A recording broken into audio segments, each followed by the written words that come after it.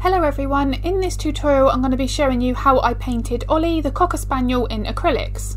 To start with, I airbrushed my background colour and then I used transfer paper to get my outline and my initial sketch onto my canvas. That is certainly my preference when using acrylics because that means that we're not damaging the canvas at all by potentially erasing some of our lines, and it just helps to keep everything really tidy. Now my main aim throughout the base layer stages, just like when I'm working with pastels, is I just want to block in where my main lights and darks are. This stage of the process looks really messy, it looks quite ugly, it's meant to. We are going to build up from here, but we need to get our first layer of acrylics down so that we can build up from there, and as I say, my main aim is just to focus on where my lights and my darks are.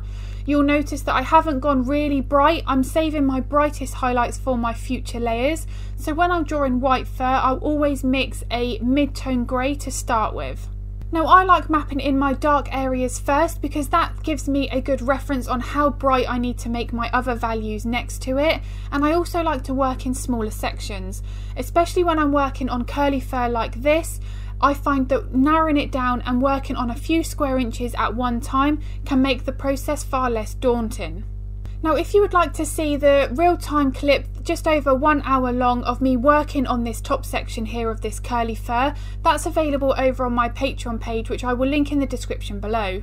So because that is all much slower, you're able to see how I'm using the brush, I explain it all in depth, the voiceover is very thorough, and you can also draw along if you want to. The reference photo and the line art are provided. I'll also link in the description below my website, which has a Patreon library there with all of my Patreon tutorials listed out clearly. You can check out what tutorials are available and see whether or not the content there is of interest. But if you do have any questions about Patreon, feel free to comment here on the YouTube video or drop me a message on social media or email me, and I will happily answer any questions and drop you across any more information. So you can see how I mentioned that I like working in smaller sections, and I'm working from dark to light. So I'm working with the layers that are closest to the skin and building up from there. It's really tempting to draw all of that final detail that we see first in the reference photo, but it's really important to make sure that we leave those layers till the very end. In order to paint fur, we need to build up that depth in order to create that type of fur texture that we're after. In this case here, for this curly, thicker type of fur, we need to make sure that we get that density first before we start adding any of those details on top. Now obviously the real-time version on Patreon is a lot easier for me to show you this, but what we're trying to do is put in at the moment those main clumps and clusters of the fur, even at this base layer stage, like what I'm doing now. Another thing to consider as well is I am mixing a little bit of blue in with my mid-tone values to make sure that I'm not going all with one set range. I want to make sure, just like when I'm using pastels, that I am varying the type of colours and the tones that I am including even during my base layer process. Now I put a lot of emphasis on the base layers. I think they're really important. They are our foundation for our details, so if we spend that extra time getting them right, it can really save us a lot of time in the long run. Now as you can see here, even during this base layer stage, I'm indicating it the way that that fur is travelling. That's going to be really important, and it does help to set us up for even achieving that much finer detail later on. I do find that if we're already hinting at the way that that fur travels at those base layer stages, we're more likely to follow that reference photo more closely, especially when we're painting curly fur like this, which can be quite challenging. Now I speak about it a lot in my Patreon videos and here on YouTube about how the fur doesn't change direction randomly. It's usually because of the bone and muscular structure underneath the skin. So it's really important to make sure that we paint it accurately, because if we don't, we will ultimately change the bone and muscular structure of that subject, and in the long run it's not going to look as much like that animal. Now painting curls like what I'm doing here, there really is that layering process that we do need to follow. We have to avoid all of that final detail that we want to be putting in first, but we need to put all that in last. I've said it a couple of times already in this tutorial, but it really is the key in getting this kind of fur accurate. Then we take it to the other extreme, which is now where we're working on really short fur, which is obviously all now starting to follow a similar direction. So we really need to reduce our brush strokes. We need to make sure that we replicate that length of that brush stroke as accurately as we can. But even at this base layer stage, as you can see, I'm indicating at that fur direction, and I'm not just putting in one solid colour for my base layer. I'm really studying that reference photo and making sure that I'm putting my lights and my darks in an accurate place as I possibly can, and it's already, even though it looks messy, it already looks like that reference photo. Now for this stage at the moment, I am just using a normal round brush. It's just a medium size 6 brush, and as you can see, I'm still able to indicate at that fur direction, because by rolling that brush through the paint, I'm able to keep more of that sharpened point to that brush to get more of those lined appearance, rather than just being a bit more sloppy and messy with that brush. I always make sure that even now during this process, my brush strokes are deliberate.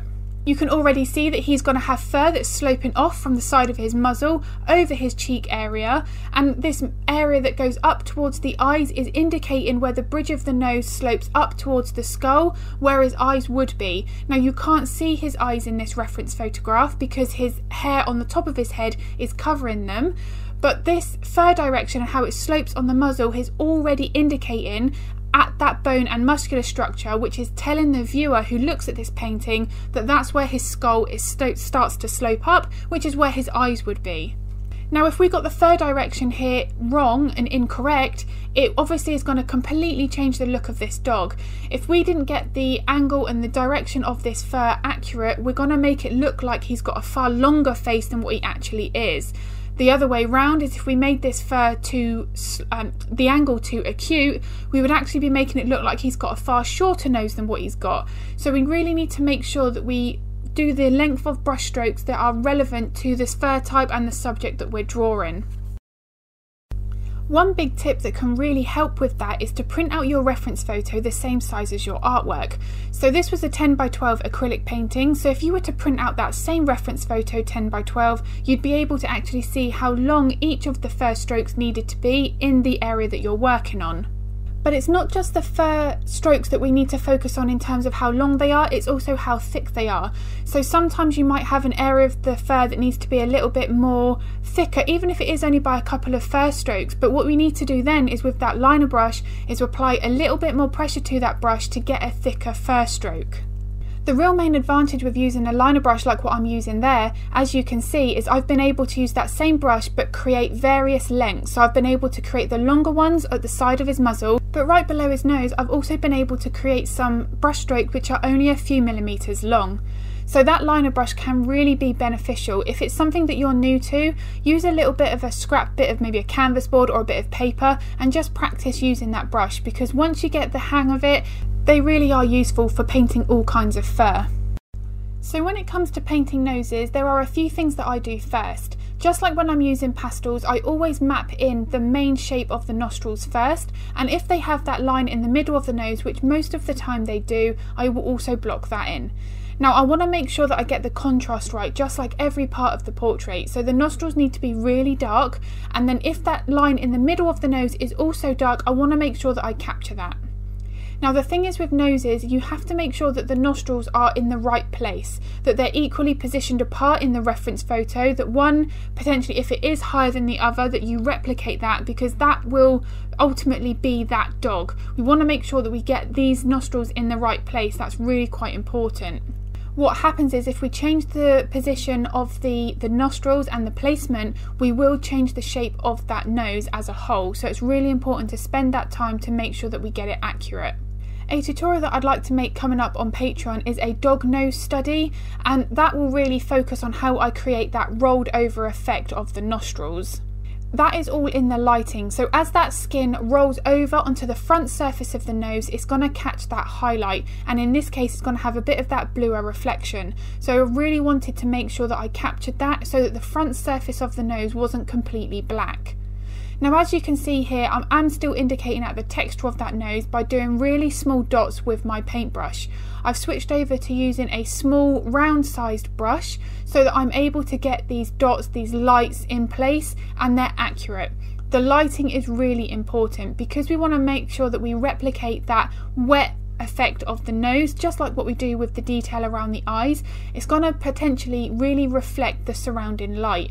It might not just be from a direct light source, it might be from bounced light. So we want to make sure that we zoom in on that photo and capture that properly.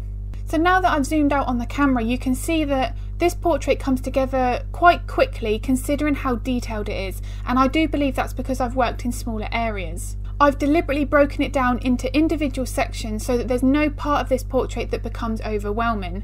I do think if I was someone who would potentially be breaking everything down into individual layers, that I might actually work quite a lot slower and potentially not as well as I could, because I would always be hesitating that much more, not quite knowing what bit I needed to tackle next. Now that being said, if you are someone who does like to work in individual layers, you know, do your base layer first and then work with your set detailed layers on top, that is absolutely fine to do that. There really is no right or wrong answer. So with that black that I've mixed, which does have some blue in it as well, I've just hinted at some of those clumps of fur that overlap the background. Now it's really important to study the direction that these go in, because like we all know, spaniel ears contain an awful lot of curls. The fur is going to change in many directions, so it's really important to make sure that we capture that in order to get that depth of the spaniel ear that can be very, very challenging to create. Now all I've done to my black mixture is added a very small amount of the unbleached titanium white. This is hardly showing up on top, but that is what I want. These ears were in quite a lot of shadow, they were naturally quite dark, so I don't want anything to start with to be too overpowering. In order to build up these dark clumps of fur, I need to be working with really, really subtle layers. I don't need all these details to be as obvious and as sharp as the muzzle area. I need these to show that this fur is much softer. So that means that I need to thicken up my brush strokes a little bit more. I need to make sure that I've got them in subtle layers, as I mentioned, and I'm working from dark to light, but building up really slowly. What happens is if you put your lighter layers down first, you're not going to be able to capture that softness in the fur. Once I've got that area of the ear complete, I'm able to then overlap all these details with my liner brush, which therefore puts that muzzle at the front of the viewer and sets those ears further back. By overlapping this fur, we're deliberately making it look like this part of the dog's body is in front and closest to the viewer, which of course it would be. If we were going to be stroking Ollie at this point of the painting, we would be coming into contact with his nose first and his ears potentially last, because they're set that much further back. One of the biggest things to consider when you're working on areas around the muzzle is not to be tempted to draw any whiskers in at this stage. We need to be saving those kinds of details to the very end, because if we find out that we need to tweak areas behind it, we're going to have to end up working around the whiskers, and that can cause a real problem. It's really difficult to then work around those kinds of details, so save the whiskers till the very end. And I know how difficult it is to avoid that urge, because I really like doing the whiskers. Is one of my favourite parts of any painting, any drawing, but we really do need to save those till the end. So this chest fur is the same principle as what I've already done before. I'm just mapping in where my shadows and my highlights are. I'm indicating with that round brush where that fur direction is travelling. That's still important at this stage, but mainly focusing on my values. This kind of chest fur can be quite complex because it really does change the direction very, very quickly. The best thing to do is to break down that reference photo into small sections and don't rush it. The one thing that can be really tempting is to rush areas like this of the portrait because we've already done the face. But the chest area really does need the same amount of attention as any other element to make sure that it doesn't bring down the overall portrait. Really study that light source, see where the clumps and clusters of the fur are really catching that light, where they're casting a shadow, and build up from there. We're working with what's from dark and then building up to the lighter layers. If you do struggle with areas like this, use a Gaussian blur on your reference photo. That can really help to get rid of all those details.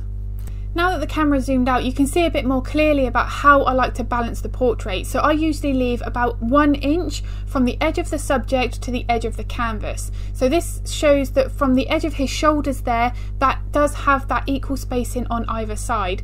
It's just something that I have always done, even with my graphite and my pastel portraits. It just means that there's enough of the background visible, but your subject's not been made too small and that you've got more background than you have the original subject. So I find that having that 1 inch between the subject and the edge of the canvas really does give it the best in terms of balance. On this chest area, you'll also notice that during the base layer process I was using quite small brushes, and that is deliberate. I do find that if you do find an area that might be particularly challenging, working with smaller brushes will mean that you are more accurate.